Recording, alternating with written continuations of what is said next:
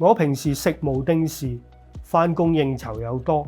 餐餐都係啤酒海鮮大魚大肉，加上坐多個企，年紀大運動又少咗。記得有一日我喺梳化起身，落地嗰下啲腳趾突然間痛到好似俾火燒咁，一睇啲腳趾關節又紅又腫，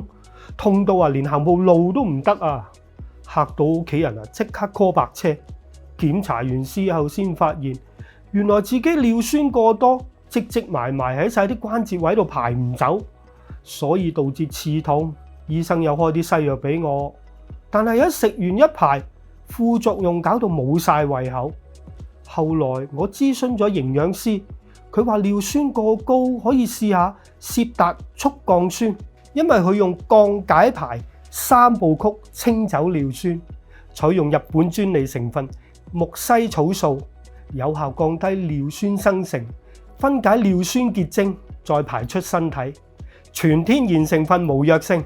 而且佢有註冊營養師推薦，係信心之選。我即刻買嚟試下，每日2粒，食咗一排，腫痛少咗。4星期之後，腳趾關節明顯冇咗紅腫，尿酸水平回復正常，而家行路唔再痛，全靠攝達速降酸幫我清走尿酸，關節唔再痛。